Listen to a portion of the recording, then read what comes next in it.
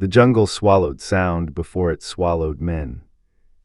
In northern Burma in 1944, the air hung thick with heat and the scent of rotting vegetation, a world so dense and ancient that even sunlight arrived in fractured pieces. Soldiers moved through it like ghosts, silent, sweating, burdened by packs that dug into their shoulders, and by the sense that every shadow might be hiding a pair of watching eyes. And among them walked a quiet American officer carrying a rifle that didn't belong in a war zone.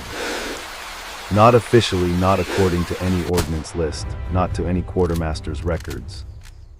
They called it a mail-order rifle, a hunter's weapon, a reminder of a distant America where rifles arrived by postal truck, not airdrop, and where men shot deer, not enemy soldiers. Some laughed at it at first, half mocking, half bewildered, wondering why a combat officer would trust a civilian rifle in the heart of the Japanese defense perimeter. 4 days later, nobody laughed. Because by then, that same rifle had killed 11 Japanese snipers, each one a threat that could have halted a column, ended a life, or stalled the American advance through one of the most punishing battlefields of the Second World War. To understand how it happened, why this rifle, this man, and this moment became woven into the brutal fabric of the Burma campaign, one must step back into a theater of war shaped by desperation, miscalculation, and global strategy stretched to its limits. After Pearl Harbor, Japan's armies surged across the Pacific and Southeast Asia with a speed and ferocity that stunned Allied planners. Malaya fell, Singapore fell, the Philippines collapsed after a desperate stand on Bhutan. And in early 1942, Burma fell as well, its jungles and river valleys overrun by Japanese forces pushing toward India's frontier. With Burma lost, the Allies' only land route into China, the Burma Road, was severed. Chiang Kai-shek's armies were left isolated, fighting for survival with dwindling supplies. American pilots began flying over the Himalayas on the treacherous Hump airlift, but air supply alone could not sustain China's vast front. Reopening Burma became more than a strategic necessity, it became a political imperative. Washington needed China in the war, London needed to prevent Japanese forces from approaching India, and the Allied coalition, fractured at times by competing priorities, sought a way to strike back without waiting for a massive conventional buildup. What emerged was an unorthodox solution, a long-range penetration unit that could infiltrate deep behind Japanese lines, disrupt communications, cut supply arteries, and force the enemy to divert troops from the front. The idea drew heavily from the earlier experiments of British officer Ord Wingate, whose Chindits had demonstrated that highly mobile jungle forces, supplied entirely by air, could strike at the heart of Japanese-controlled Burma. The Americans shaped Wingate's theories into a new formation, the 5,307th Composite Unit Provisional, soon known across the Allied press as Merrill's Marauders. Brigadier General Frank Merrill, a thoughtful, methodical commander whose heart problems would shadow him throughout the campaign, led a force unlike any other in the U.S. Army. Numbering roughly 3,000 volunteers, the Marauders formed a mosaic of backgrounds: farm boys from the Midwest, clerks from the East Coast, mechanics from California, men who had chosen extreme hardship over routine assignments. Into this crucible stepped Lieutenant John B. George. Before the war, he had been known not for bravado but for precision, a competitive marksman, a careful student of ballistics, a man who understood the subtle interplay between rifle, cartridge, wind, and target. He was analytical, disciplined, and deeply familiar with the limits and capabilities of the rifles he fired. When the Army could not provide an optimal sniper weapon for the jungle conditions he expected to face, he brought his own. A Winchester Model 70, America's most beloved sporting rifle, famed for accuracy and craftsmanship, paired with a high-quality telescopic sight, superior in clarity to many military optics of the time. It was the kind of rifle a hunter might use on elk or mule deer in the mountains of the American West.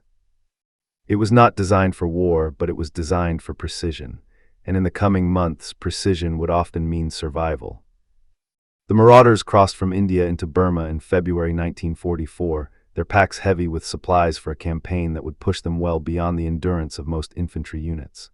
They moved through thick forests, over steep ridges, and along narrow game trails where a misstep could end in a fall or an ambush. Heat sapped their strength, rotting vegetation caused infections, leeches and insects tormented them. Malaria and dysentery spread through the ranks with grim inevitability. Yet still they marched, advancing toward objectives that shifted according to intelligence, weather, and the unpredictable movements of the Japanese. Enemy snipers shadowed them almost constantly. Japanese infantry doctrine emphasized patience and concealment. Snipers often built nests high in trees or carved firing holes into the sides of hills, waiting motionless for hours or even days. A single enemy rifleman hidden behind carefully woven camouflage could stall an entire battalion. The marauders learned to expect the crack of a rifle shot without warning, the sudden thud of a bullet hitting a pack, a tree, or flesh. Every ridgeline, every river crossing, every stretch of bamboo thicket carried the possibility of an unseen marksman. It was in these conditions, in a world where danger often revealed itself only by sound, that John George's unusual rifle became indispensable. He was methodical in how he scanned the terrain, studying it with the sensitivity of someone who knew what did not belong: an interrupted line, a shadow too still, a sliver of bamboo cut cleanly by human hands rather than broken naturally by wind or animal. His rifle allowed him to act on these observations with lethal accuracy. During a critical 4-day period, as the marauders advanced through terrain that funneled them into narrow passages ideal for ambush, snipers repeatedly attempted to halt their progress. Each time George read the landscape, found the hidden firing point, and fired once. By the 4th day, 11 Japanese snipers lay dead, each one the product of a calm shot from a rifle many had dismissed as unsuitable for war. The story of those 4 days is not a tale of miraculous marksmanship or romanticized heroism. It is the story of a man using the best tool available to him, shaped by years of discipline, operating within the grinding realities of a campaign defined by attrition, disease, and exhaustion. It is a story set against a larger, harsher backdrop, an Allied effort to pry open a path into northern Burma, to seize strategic positions, and to force Japan onto the defensive. And as the marauders pressed deeper into enemy territory, the rifle that came from a catalog page began to symbolize something more profound: the merging of individual skill with the unforgiving demands of a theater in which survival often depended on clarity, patience, and a single, well-placed shot.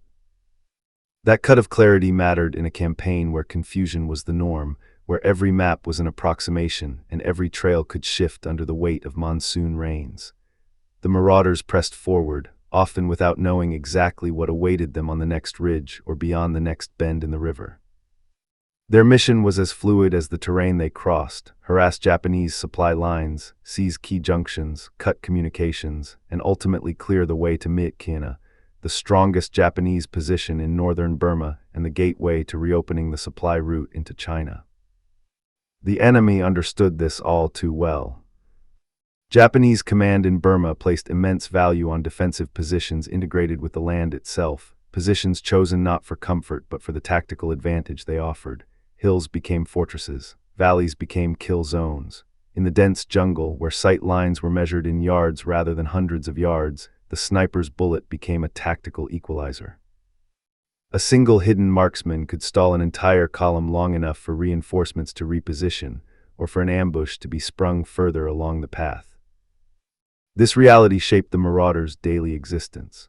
Their columns advanced with scouts leading the way, machetes clearing only the narrowest possible path, while the rest moved in single file, listening for any sound out of place: an unnatural silence, a bird call too sudden, the faint metallic click of a rifle bolt drawn back in a concealed hide. Japanese snipers often positioned themselves above eye level, knowing that soldiers trained for traditional combat tended to search the undergrowth, not the canopy. George's strength lay not only in marksmanship, but in awareness. He studied the jungle the way a hunter studies a landscape, not by looking for the target itself, but by looking for what the target's presence would alter: broken foliage, disturbed soil, the faint silhouette of a firing slit carved into a tree trunk. In Burma, where visibility sometimes narrowed to a claustrophobic tunnel, these subtle irregularities became the difference between an unseen enemy firing from concealment and an opportunity to eliminate that threat before it claimed another life. What the men around him saw over those 4 days was not luck but practiced discipline. Even in the humidity that fogged rifle scopes and warped wooden stocks, George's Model 70 held true. Its bolts cycled with smooth precision. Its sight picture remained clear enough to pick out the faintest hint of a sniper's nest. And as the marauders pushed deeper into the jungle, the rifle that had drawn quiet amusement became a reassuring presence.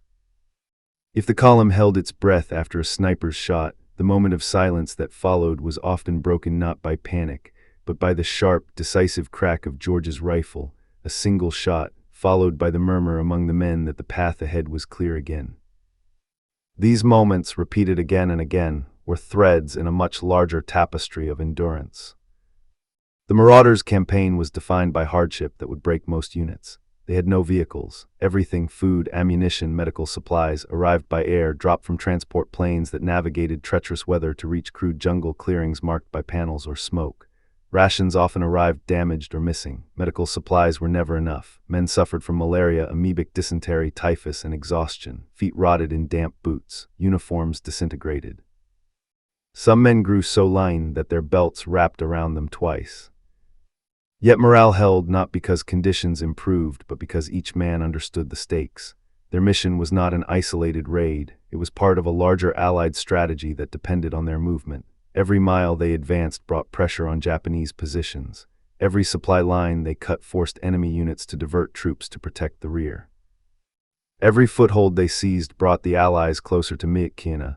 The airfield that, once taken, would transform the strategic map of northern Burma. The Japanese recognized the threat and responded with increasing aggression. They ambushed columns, infiltrated night camps, used the dense vegetation to mask movement, and relied heavily on snipers to disorient the Americans. But the Marauders adapted. They learned to move silently, to rest in shifts, to observe the terrain with the same intensity as their adversaries. Their Kachin guides, expert trackers, and jungle fighters taught them how to read the land in ways no manual could teach. Through all of this, George's rifle remained a constant. Not a magical weapon, not a symbol of myth, but a tool perfectly suited to a battlefield where precision was often the only antidote to chaos. It complemented the Marauders' evolving tactics: short, violent engagements, rapid dispersal, regrouping on the march, and persistent intelligence gathering that mapped the Japanese defensive network in real time. As the unit approached more heavily defended positions, the need to neutralize snipers quickly grew even more urgent. Japanese doctrine emphasized delaying actions, using small, concealed groups to slow the enemy's march until larger formations could reposition. Eliminating these threats opened the column's route and preserved the momentum crucial to long-range penetration operations. For George, the kills were never trophies, they were necessities. Each one meant fewer casualties in the column, fewer delays, fewer chances for disease or malnutrition to erode the unit's strength. Each one allowed the Marauders to continue their relentless push toward their objective, an objective that would soon demand even greater endurance and resolve. Because the deeper they moved into Burma, the more they entered territory the Japanese had fortified for months, if not years. Ahead lay a network of defensive lines, supply nodes, and communication centers, each one crucial to the enemy's grip on the region. And to reach them, the Marauders would have to cross terrain that no conventional army would choose to fight through. Steep ravines, tangled jungle corridors, swamps thick with insects, and ridges where visibility collapsed into a green wall of foliage. It was a world where individual skill could influence the outcome of entire operations. A world where men like John George, steady, observant, and unflinching, played pivotal roles in ways that rarely appeared on official briefings or newspaper headlines. But their actions shaped the course of the larger campaign, and their endurance under unimaginable conditions helped carve a path through the very heart of Japanese Burma. In the weeks to come, the Marauders would face battles that tested them to the breaking point. Terrain would worsen, supplies would dwindle, illness would spread.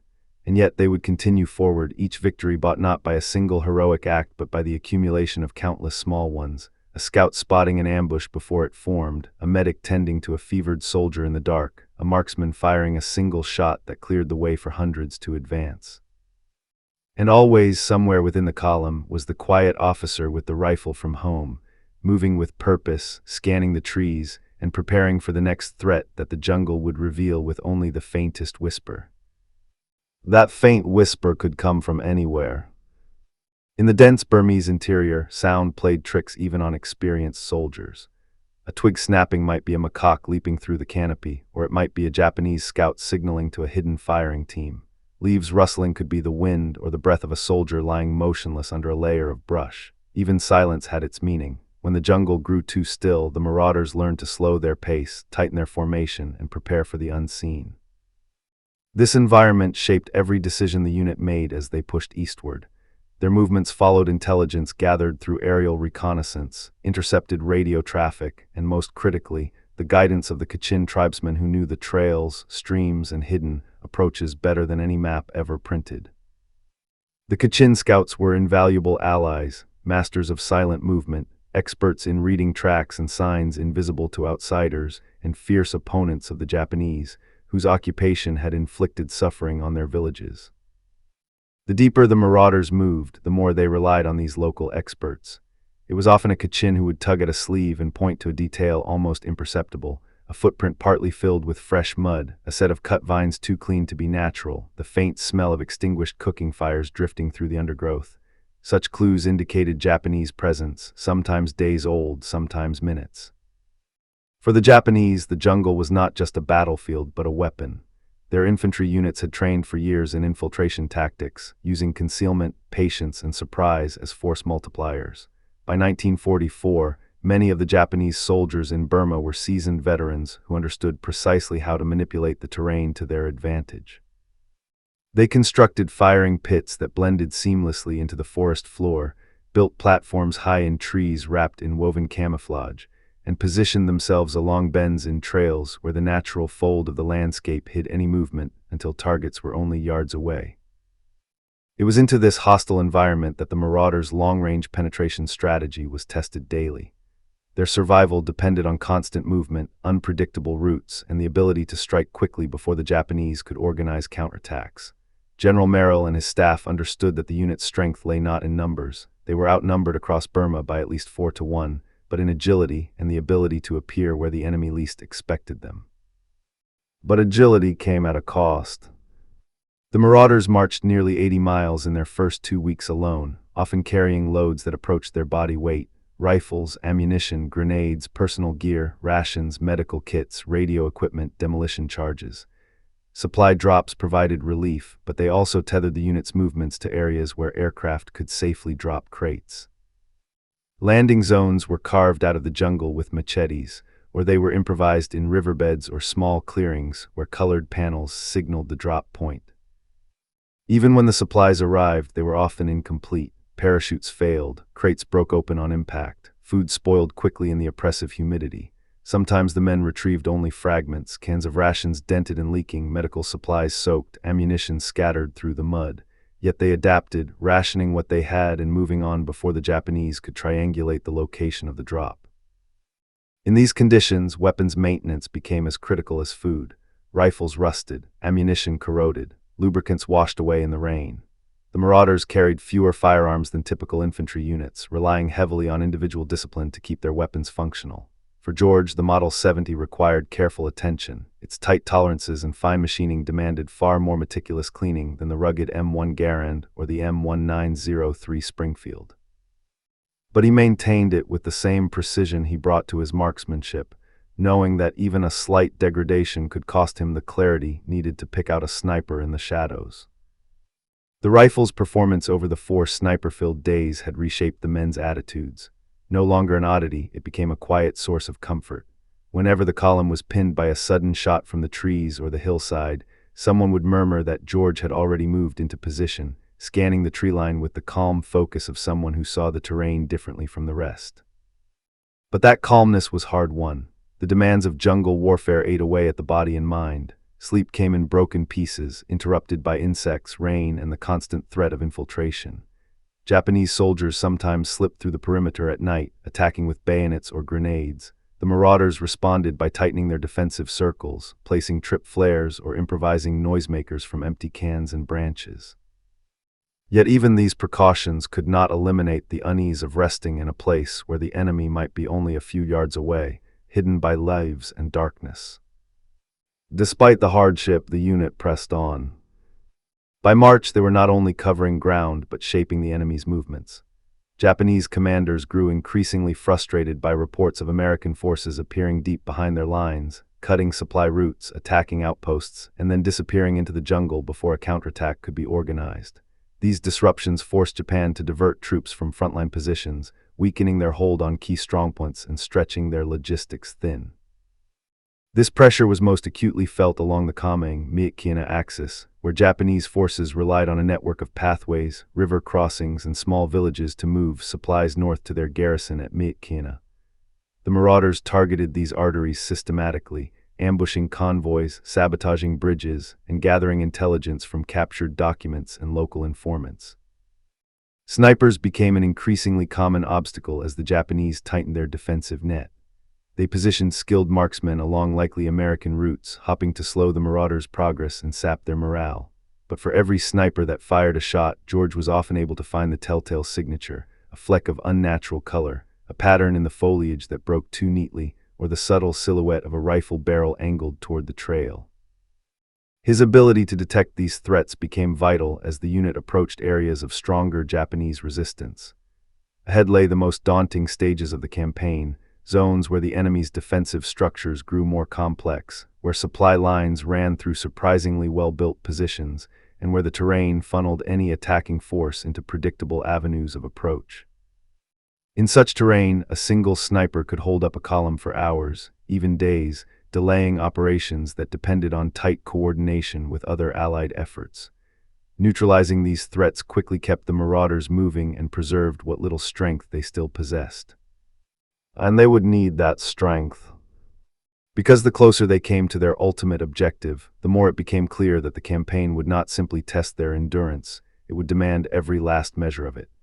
Disease, hunger, exhaustion, and the unrelenting environment began to carve deeper into the unit. Yet still they pushed on, each mile harder than the last, each step taken with the knowledge that retreat was not an option and reinforcement was unlikely. What lay ahead would stretch them to the breaking point, revealing both the limits of human endurance and the remarkable acts of skill and resolve that continued to push the marauders toward Myitkyina, where the decisive struggle for northern Burma awaited them, along with challenges no rifle alone could solve. That struggle ahead took shape gradually at first, hinted through fragments of intercepted messages, scattered reports from Kachin scouts, and the increasingly organized Japanese resistance the marauders encountered as they pressed eastward. The jungle did not thin, instead it grew darker, denser, and more oppressive. But now, layered atop the natural difficulties of the terrain, the Americans could sense a shift in the human landscape as well. They were entering zones the Japanese had fortified for months, areas where every ridge had been studied, every trail assessed for ambushes, every choke point prepared for maximum disruption. Here the Japanese employed not just the isolated sniper or the small harassment team, but coordinated networks of observers, riflemen, and light machine gun crews working in concert. Their doctrine emphasized controlling the tempo, slowing an enemy advance with brief, sharp engagements, forcing them to waste time in reconnaissance, to burn calories they could not afford to lose, and to strain their medical capacity as injuries, both minor and severe, accumulated over time. This was no longer a battlefield shaped by surprise. It was a battlefield shaped by preparation. The Marauders' intelligence section pieced together a clearer picture of Japanese deployments in the region, revealing a layered defensive system built to guard the approaches to Myitkyina. Japanese engineers had fortified hills, dug trenches, created interlocking fields of fire, and used natural obstacles, thick bamboo groves, steep ravines, narrow river crossings, as extensions of their defensive structures. Even small outposts were positioned to give early warning, delaying any attacker long enough for reinforcements to reposition. Reaching these positions required the marauders to cross territory where the enemy's hold grew firmer with each mile. Rations dwindled more quickly now. Airdrops became more sporadic as the monsoon season approached, cloud cover thickened, and pilots struggled to locate the small openings hacked into the jungle. Some drops drifted into Japanese hands, others fell into ravines or shattered on rocks. It was during this phase that illness hit the marauders hardest. Malaria was a constant threat, but dysentery spread even more aggressively, weakening men until they could barely stand. The jungle floor was a breeding ground for infection. Small cuts festered, creating open sores that rubbed raw under heavy packs. Fever left men shaking uncontrollably at night, even as rain poured down and insects swarmed their makeshift shelters. Each battalion reported mounting casualties not from bullets but from the jungle itself. And yet they advanced, driven by a sense of purpose that defied the physical reality of their condition. Their endurance became an act of collective will, reinforced by discipline, camaraderie, and the understanding that the success of the entire northern Burma campaign hinged on their movement. In this climate of exhaustion, the presence of calm, capable soldiers like John George provided stability. His rifle, maintained with near reverence, still performed flawlessly despite humidity that warped wood and rusted metal. But more importantly, his methodical approach to danger helped set a steady rhythm in moments when chaos threatened to overwhelm the unit. His ability to neutralize snipers had already proven invaluable, but now, in territory where the Japanese prepared overlapping positions, his skills continued to serve the unit in a different way. He often accompanied reconnaissance patrols, using his trained eye to assess enemy positions from a distance. Where most saw a tangle of vegetation and indistinguishable shadows, George picked out the faint geometry of a man-made structure, a firing slit too uniform to be natural, a branch trimmed to create a sightline, or a section of earth too neatly disturbed. These observations shaped decisions that saved lives. A platoon would alter its line of march because George identified the concealed approach the Japanese expected them to use. A column would delay its departure by minutes to avoid a kill zone he had recognized. In a campaign where missteps could cost dozens of lives, these small adjustments had significant cumulative effects. Yet even the best-trained eyes could not always outpace the enemy's preparations.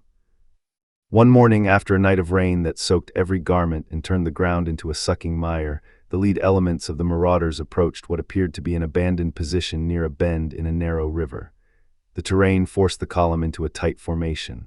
The Kachin scouts moved cautiously, but the silence, thick, impenetrable, offered no clues. Then, with a suddenness that felt like the jungle itself exhaling, a burst of rifle fire ripped from the opposite bank.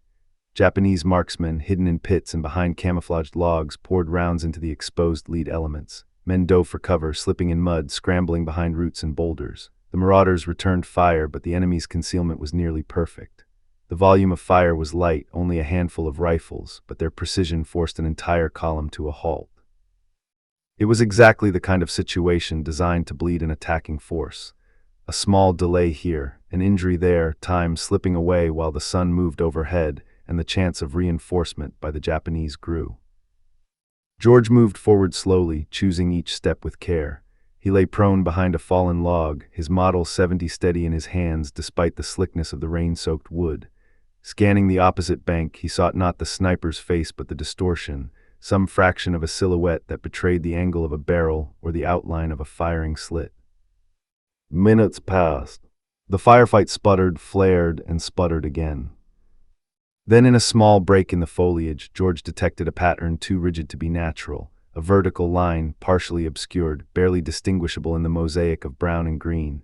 It was enough. He exhaled slowly, squeezed the trigger, and the sharp report of the Model 70 echoed across the river. A moment later, the firing from that position ceased. He repeated the process twice more, each shot calculated through a mix of intuition and trained observation. The silence that followed was not absolute. The jungle was rarely silent, but the immediate threat had passed. The column reorganized, medics tended to the wounded, and when they resumed marching, the men felt another measure of confidence reinforced. No matter how many obstacles the Japanese presented, they still had tools and individuals capable of meeting them. But the campaign was far from over. Ahead lay the most arduous stage yet, a drive into territory where Japanese forces concentrated their last reserves of strength. It was a place where ambushes became more frequent, where the terrain favored defenders at every turn, and where the marauders' dwindling strength would be tested against a foe not only determined, but strategically positioned to block every approach. In this environment, the next engagements would not merely challenge their endurance, they would define the legacy of the entire unit and shape the future of the Allied campaign in northern Burma. The terrain shifted as the marauders pressed deeper into northern Burma. The narrow jungle trails opened intermittently into marshy lowlands, then constricted again into ridges so steep that men had to climb on all fours, grasping roots slick with rain. The air grew thicker, hotter, and more saturated with the smell of rot. Every day brought the same rhythm: march, sweat, swat insects, ford streams, tend to the sick, and brace for the next fight. Exhaustion leveled all ranks. Officers and enlisted men alike trudged forward with hollow eyes and gaunt cheeks. It was here, in this crucible, that the Japanese defense became more than a series of isolated stands. It became a system designed to grind down the attacker through relentless psychological and physical pressure. Unlike earlier encounters, which often involved single snipers or small harassment teams, the Japanese now employed multi-layered ambushes. A small group would fire briefly, then fall back to a second prepared line. As the marauders advanced to neutralize the first position, a second team would open fire from a different angle, often elevated. This forced the Americans to maneuver repeatedly, spending precious time and energy to clear positions that inflicted more strain than casualties but steadily drained their endurance. The Japanese rarely stayed long enough to be decisively engaged. Their mission was not to destroy Merrill's marauders outright, but to delay them, forcing the unit to expend strength that could not be replenished. Morale strained under this constant harassment. Some nights men lay awake listening to distant rustling they could not distinguish from the enemy. The rain striking their ponchos felt like footsteps. The jungle became alive in the worst way, every noise a warning, every shadow a potential rifle barrel. Amid this tension, steady hands like John George mattered more than ever. He had a capacity to read the terrain that reassured the men around him, a kind of quiet vigilance that filtered the fear and turned it into focus. One of the most grueling engagements came at a river crossing near Nambu, a narrow, fast-moving channel bordered by steep banks and tangled undergrowth. It was, tactically speaking, a nightmare for any advancing force. The scouts knew it, the officers knew it, the Japanese certainly knew it. But there was no alternate route. The marauders reached the river at dawn. Mist clung to the surface of the water, rolling in slow, ghostly drifts. George, moving near the front, scanned the opposite bank through his scope. He searched for the subtle signs, cuts in foliage, glints of metal, the geometric shadows of rifle pits. He found nothing. It was a bad sign. A completely pristine opposing bank often meant the enemy had prepared positions too well. The engineers began setting ropes to help the men ford the river. By the time the first squad stepped into the waist-deep water, the jungle erupted. Rifle fire, machine gun bursts, and grenades thrown from concealed pits hammered the crossing. Men in the river had nowhere to hide. The water slowed their movement, offered no cover, and turned every step into a desperate push against the current. A dozen men fell in the first minute. George dropped behind a low embankment and began scanning. The Model 70 rested on a root, the barrel steady despite the chaos around him. A burst from a Japanese light machine gun tore bark from the tree above him. He ignored it. His job was not to return fire blindly. His job was to find the source. Then he saw it, a muzzle flash that appeared and vanished in the mist like a ghost. He waited for the second flash, 2 inches left, slightly higher. He fired, and the machine gun fell silent.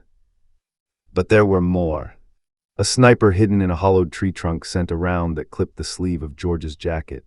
Again he scanned, not for the face, but for the imperfection in the tree line. A knot too round, a shadow too uniform. When he found it, he fired once. The tree trunk shuddered and a rifle slid out. His work didn't end the ambush that required a full flanking maneuver by 2 companies, but it broke the most dangerous firing points long enough for the marauders to secure a foothold on the far bank. By noon, the Japanese had withdrawn, leaving behind only a handful of bodies and the echo of their resistance. The marauders, however, left dozens of wounded. They carried the injured on improvised stretchers made from bamboo poles and shelter halves, each additional casualty slowing the column to a crawl. And there was no time to rest. No secure position to regroup. No reserve forces to replace the sick and wounded. They marched on. By late April, the marauders were physically depleted. Most had lost at least 15 pounds, some over 30. Men vomited during marches, shivered with malaria fevers, and fainted mid-step, only to be shaken awake and pushed onward. And yet discipline held. Part of that resilience came from leaders who refused to break, and part of it came from individuals like George, whose competence inspired others to keep moving. His presence steadied the men around him. He didn't speak dramatically or deliver stirring speeches. He simply performed, again and again, in moments when others faltered. But the Japanese were not done. Ahead lay the worst terrain yet, broken hills and switchback ridges thick with undergrowth, each one prepared for defense. The Japanese units withdrawing toward Myitkyina did so in an orderly, disciplined fashion, always leaving behind small, lethal detachments to slow the marauders' progress. The next engagement would test them in ways the previous ones hadn't. It would bring them to the edge of collapse, and pushed John George into a role far more dangerous than anything he had yet experienced. A role that demanded not only precision and endurance, but an instinct for survival that bordered on the preternatural. The approach to Myitkyina would become one of the most punishing stretches of the entire campaign, a march into terrain that seemed designed to break the spirit as much as the body. The ridgelines rose sharply, often in successive waves, each one steeper and narrower than the last. The jungle canopy closed overhead, dimming the daylight even at noon. Vines hung in curtains, thorny underbrush tore at uniforms, and the ground itself felt hostile. Slick clay that swallowed boots, broken limestone that flayed skin, swarms of insects that found their way into every seam and fold of clothing. Within this labyrinth, the Japanese positioned themselves like phantoms, hidden in folds of terrain that even the best scouts struggled to read. It was in these ridges, just weeks before the assault on Myitkyina, that John George encountered the most concentrated sniper resistance he had ever faced. 4 days, 11 snipers, each one deadly, patient, and expertly placed. The ordeal began when the marauders reached a narrow saddle between two jungle-covered hills. The trail wound like a scar through the vegetation, just wide enough for 2 men to walk side by side. On either side, the ground dropped steeply into ravines filled with bamboo thickets and giant ferns. The column moved cautiously, aware that such terrain was ideal for small, concealed enemy teams. They were still unprepared for what followed. The first sniper struck just after mid-morning. A single crisp shot echoed from somewhere far above, and a lead scout dropped instantly. The column froze, no second shot followed. The silence felt suffocating, as if the jungle itself were holding its breath. George advanced to the front, scanning tree lines and ridge contours. He didn't look for movement. A skilled sniper avoided even a twitch. Instead, he searched for the unnatural, an angle too straight, a shadow too geometric, a brush pattern that didn't match the wind. After nearly 5 minutes of stillness, he found it, a patch of vegetation on a high slope that lacked the random asymmetry of natural growth. Through his scope, he located the faintest trace of a rifle barrel, one so carefully camouflaged it disappeared unless viewed from exactly the right angle. He fired once. The column exhaled as the threat vanished. But George knew the Japanese rarely worked alone in terrain like this. And he was right. Just before noon, as the column continued along the saddle, another shot cracked from the opposite side. This time it hit a radio operator, the bullet cutting through the handset and lodging in his shoulder. Again the men took cover. Again the jungle seemed to swallow the sound, hiding all evidence of where it came from. George crouched behind a rotting log, its surface crawling with ants. He ignored them and scanned the ridge. This sniper was better concealed, firing from a depression between 2 rocks and retreating immediately after his shot. There was no visible outline, no glint of metal. But there was something else, a bird, a jungle fowl that had burst from the underbrush a moment after the shot, startled by the muzzle blast. It had taken off in a direct line away from the shooter. George followed that line uphill, tracing it through dense undergrowth until he found the faint light of a small clearing. In its center, camouflaged so thoroughly he seemed carved from the earth itself, lay the sniper. George steadied the Model 70, slowed his breathing, and fired. 2 snipers in 1 day. 9 more to face. These encounters showcased a truth many histories simplify. Japanese snipers in Burma were not lone gunmen scattered at random. They were part of a deliberate system trained to exploit the terrain to maximum effect. They often operated in pairs or trios, though rarely in immediate proximity. One would lure a patrol's attention. The others would watch and strike when soldiers exposed themselves to locate the first shooter. Their rifles were simple but effective, usually Arisaka Type 97 sniper variants or standard Type 38 rifles fitted with 2.5x scopes. What they lacked in magnification, they made up for in durability, light weight, and dependable zero retention, even in humidity that warped less robust equipment. Most importantly, these snipers knew the jungle intimately. They understood how sound moved through it, how light filtered irregularly through the canopy, where mist formed at different hours, and which slopes offered shots into the narrow mountain passes the marauders were forced to use. Against such opponents, even the best American riflemen needed every ounce of training and instinct they possessed. By the 3rd day, the marauders were exhausted, sleep-deprived, and stretched thin. Some had gone nearly 48 hours without more than a few minutes of rest. The men carried their wounded on bamboo stretchers, slowing the march further and forcing the column into extended exposure on the ridges. Shortly after sunrise, the Japanese struck again. A volley of 2 shots, fired in quick succession, killed 1 man and wounded another. George took cover and scanned the slope opposite the trail. These snipers were more disciplined. Neither remained in position after firing. They relocated instantly, forcing George to anticipate their movement instead of spotting their initial hides.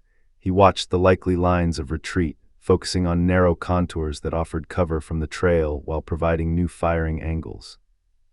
The jungle was quiet, too quiet.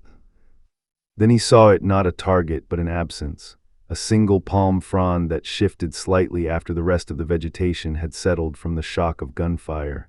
Someone had brushed against it. He fired into the space just behind it. A scream followed, sharp and brief. A second sniper fired from farther upslope, revealing his new position. George pivoted, adjusted for the incline, and fired again. Silence returned. That made 4 snipers in under 48 hours, each one expertly trained and positioned. The final day was the worst. The marauders were pushing toward a choke point between 2 steep ridges where the trail narrowed to a single-file path. This was the kind of terrain that Japanese snipers coveted. They struck from multiple angles, using vertical depth to trap the Americans. It began with a shot from directly above, a nearly vertical angle that hit a medic tending to a feverish soldier. The men dove for what little cover existed. George assessed the angle. It was a difficult shot even for him. Shooting nearly straight up required compensation not only for distance but for bullet drop behaving differently along steep vertical planes. He waited for a second shot. It came, fracturing a tree branch just feet from his position. He saw where the bark fell from the impact, downward, not outward. That told him the shooter's exact perch. He took aim and fired. The sniper dropped from the tree, landing heavily in the underbrush. 2 more opened fire from farther along the ridge. Their shots came in alternating rhythm, designed to pressure the column into movement and catch anyone who shifted positions. George crawled forward through mud and tangled vines, ignoring the leeches that attached to his forearms. When he finally found an angle through a small gap in the foliage, he used it to eliminate the first sniper, then the second. 8, 9, 10. The 11th appeared late in the afternoon, striking a trail watcher who had moved a few feet too far into the open. This sniper was the most elusive. His firing position was hidden behind a cluster of rocks and camouflaged with woven palm mats that disguised any outline. George spent nearly 30 minutes studying the slope before noticing a thin wisp of smoke curling upward through a fissure between stones. The sniper had exhaled too forcefully, and the moisture-laden air turned his breath into mist. George fired. The column moved again. And for the first time in 4 days, no more shots followed. The ordeal was over. By the time they cleared the ridge, the marauders were shadows of themselves, lean, pale, hollow-eyed. They staggered more than marched. But their mission required one final effort, closing in on the Myitkyina airfield, the key to the logistical lifeline that would transform the entire China, Burma, India theater. Ahead lay the decisive battle that would define their legacy. A battle for which they had almost no strength left, yet one in which every remaining ounce of resolve would be demanded of them. The ridges behind had bled them dry. The snipers, the disease, the starvation, they had pushed Merrill's marauders to the ragged edge of collapse. But Myitkyina stood ahead, a final objective whose capture would determine the fate of the air war in northern Burma and solidify the Allied supply line into China. Men moved forward with a grim, silent determination. Many no longer spoke as they marched. They conserved energy with the instinct of men who had nothing to spare. Their uniforms hung loosely from shrunken shoulders. Their boots were cracked and delaminated, some held together with strips of parachute cord. Malaria, dysentery, and typhus had cut through the ranks as ruthlessly as any Japanese ambush. Yet the column pressed on, each man driven by the understanding that turning back was impossible. They had crossed a threshold beyond which only forward motion remained. To understand the weight of what awaited them, one must appreciate the strategic significance of the Myitkyina airfield. Northern Burma was more than jungle and ridges. It was the keystone of the Allied logistical architecture in Asia. The famous hump airlift, which ferried supplies over the Himalayas into China, relied on airfields like Myitkyina to maintain range and reduce the fatal risks of flying at extreme altitudes. If the Japanese held it, they could threaten or even sever the Allied air corridor. Furthermore, the airfield formed part of the northern anchor for Japanese operations attempting to disrupt Allied efforts to reopen the Burma Road. Capturing it would allow Allied engineers to build a continuous land route from India into China, a crucial supplement to the airlift and a lifeline to the Chinese armies resisting Japan. Seizing Myitkyina would not win the war in Burma by itself, but without it, the Allies could not sustain their campaign. This is the context in which Merrill's marauders, sick and half-starved, limped toward their final mission. The terrain began to open as they descended from the ridges. The claustrophobic jungle gave way to rolling lowlands, swampy flats, and stands of tall kunna grass that swayed in the humid wind. The Japanese knew they were coming. Scouts had shadowed the marauders for days, reporting their progress and their deteriorating condition. Yet strangely, the Americans met less resistance here. The enemy had been ordered to consolidate around Myitkyina, preserving strength for the decisive defense. For the marauders, this was a mixed blessing. Fewer ambushes, but also fewer opportunities to capture food or medical supplies from the enemy. At night, the men slept in sodden foxholes, the rain soaking through ponchos and blankets. Leeches found their way into boots and clothing. Fevers spiked. Some men became so weak they had to be carried on makeshift stretchers, yet they begged not to be left behind. No one protested. The marauders had become a brotherhood forged not by comfort or ease, but by suffering endured in common. George, though gaunt and exhausted, remained a steady presence. His role as a marksman had shaped many of the skirmishes along the ridges, but now he served mostly as a guide of sorts, a man whose instincts helped the column avoid traps, whose calmness steadied others when the air filled with the distant thump of Japanese artillery probing for Allied patrols. As the marauders neared Myitkyina, they rendezvoused with forces from the Chinese army, particularly elements of the 150th and 89th Regiments. These Chinese units, trained and equipped by the Americans and hardened by years of warfare, were crucial to the coming attack. They had greater manpower, fresher troops, and better logistical support at this late stage of the advance. The combined force, under the operational command of General Joseph Stilwell's staff officers, devised a plan that hinged entirely on the element of surprise. The Japanese garrison at Myitkyina was not expecting an approach from the north and west, terrain deemed impassable by large forces. Yet Merrill's marauders had crossed precisely that terrain. The plan was simple in conception, but demanding in execution. Strike the airfield first, before the Japanese could reinforce it, and secure a foothold that would allow air resupply and reinforcement. Every hour mattered. Every mistake threatened to unravel the entire campaign. On May 17, 1944, after weeks of grueling movement, Merrill's marauders and their Chinese allies launched the assault.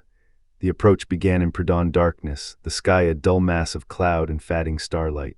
The marauders moved with a ghostly quiet, dividing into small attack groups that approached the airfield from multiple angles.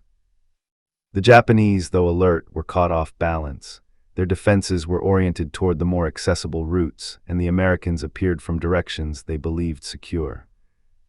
George, too weak to join the first assault wave, took up a support position overlooking the northern edge of the field. His job was to suppress any enemy movement that threatened to flank the advancing Chinese infantry. The Model 70 felt heavier in his hands than it ever had before. His cheekbones pressed sharply against the stock as he scanned the runway and the revetments beyond. The first engagement erupted at the eastern end of the airfield. Chinese troops attacked with remarkable vigor, advancing rapidly across the open ground. Despite exhaustion, the marauders provided covering fire with bars, machine guns, and rifles. Japanese defenders emerged from bunkers, trenches, and revetments, firing with the precision and discipline characteristic of their units in Burma. George picked targets with measured calm, a machine gun nest that threatened to pin down a Chinese platoon, a rifleman advancing along a drainage ditch, another gunner attempting to swing a light machine gun into position. His shots were not the dramatic duels of the ridges. They were deliberate, necessary, surgical. Within 2 hours, the Americans and Chinese had overrun the airfield. By mid-morning, Allied flags marked the perimeter. Engineers moved in almost immediately to assess the runway, even as sporadic rifle fire continued. For the marauders, capturing the airfield was a triumph. But their ordeal was not over. The town of Myitkyina itself, fortified, defended, and bristling with concealed positions, remained firmly in Japanese hands. What followed was a brutal siege that lasted nearly 2 months. While Chinese forces handled the majority of operations, Merrill's marauders, already at the breaking point, were tasked with holding key positions, conducting patrols, and providing support where possible. Disease ravaged them. Of the more than 2,700 men who had started the campaign, only a handful remained fit for duty by the end. The rest were hospitalized with malaria, dysentery, typhus, malnutrition, or tropical ulcers. Many were carried out on stretchers, some were too weak to stand. Yet they held the airfield, ensuring that supplies and reinforcements flowed. They sustained the siege until August 3, when Myitkyina finally fell to Chinese forces, marking one of the most important Allied victories in the Burma campaign. In the aftermath, the story of Merrill's marauders became legend, an elite unit that endured hardships few modern soldiers could imagine, accomplishing tasks many believed impossible. Their success paved the way for the reopening of the Burma Road, strengthened the Allied position in China, and secured the logistical architecture that would support subsequent operations. John George returned home, carrying with him not only the scars of Burma, but an unshakable respect for the riflemen who had fought beside him and against him. His later writings captured the essence of infantry combat, its terror, its demands, its unglamorous reality, preserving a part of the war that might otherwise have been lost in the abstractions of strategy and grand operations. The Model 70, the so-called mail-order rifle, remained for him not a talisman of personal triumph, but a symbol of preparation meeting necessity, of craftsmanship meeting circumstance. It had been a tool, nothing more, nothing less, and in the right hands it had made the difference between life and death. The story of those 4 days on the ridges, 11 snipers, 1 rifleman, and the narrow margin between survival and annihilation, became part of the larger tapestry of a campaign defined by endurance beyond the expected limits of human will. And the memory of Merrill's marauders endures still, not as myth, but as men who walked through a hell of jungle, disease, isolation, and unrelenting danger, and whose footsteps changed the course of a distant war.